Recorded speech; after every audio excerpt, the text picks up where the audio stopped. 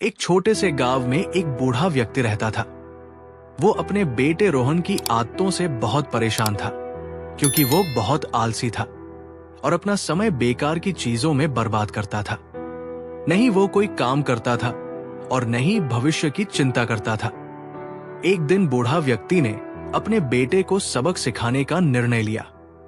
उसने रोहन को अपने पास बुलाया और कहा, बेटा, घर के अंदर अलमारी में एक पुरानी घड़ी रखी है, उसे ले आओ।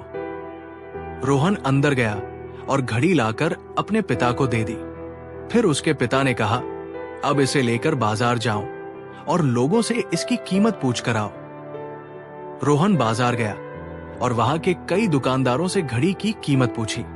किसी ने कहा 200 रुपए, किसी ने 500, तो किसी ने 1000 रुपए। वो घर वापस आया और अपने पिता को सारी बातें बताई। बूढ़े व्यक्ति ने मुस्कुराकर कहा, बहुत अच्छा, अब कल फिर जाओ, लेकिन इस बार लोगों से इस घड़ी में जो समय चल रहा है उसकी कीमत पूछ कर आना। रोहन को यह अजीब लगा, लेकिन वो फिर से बाजार गया। इस बार जब उसने दुकानदारों से घड़ी में चल रहे समय की कीमत पूछी तो लोग उसे पागल समझने लगे।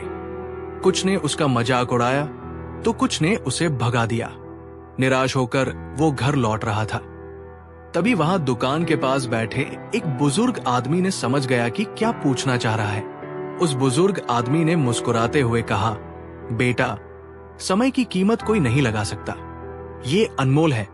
तुम चाहे लाखों रुपए खर्च कर दो, अपनी जिंदगी का 1 मिनट क्या, 1 सेकंड भी वापस नहीं ला सकते।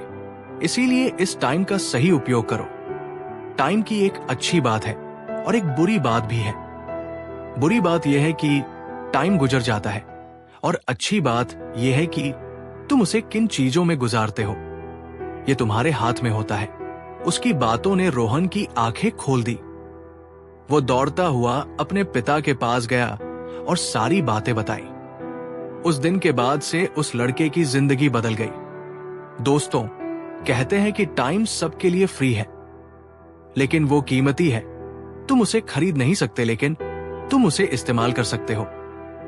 तुम उसे रोक नहीं सकते हो, लेकिन तुम उसे खर्च कर सकते हो।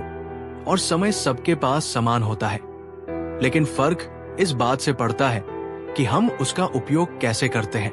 अगर हम समय की कदर करेंगे तो ये हमें सफलता की ओर ले जाएगा, लेकिन अगर इसे बर्बाद करेंगे तो ये हमें पछतावे के अलावा कुछ नहीं देगा।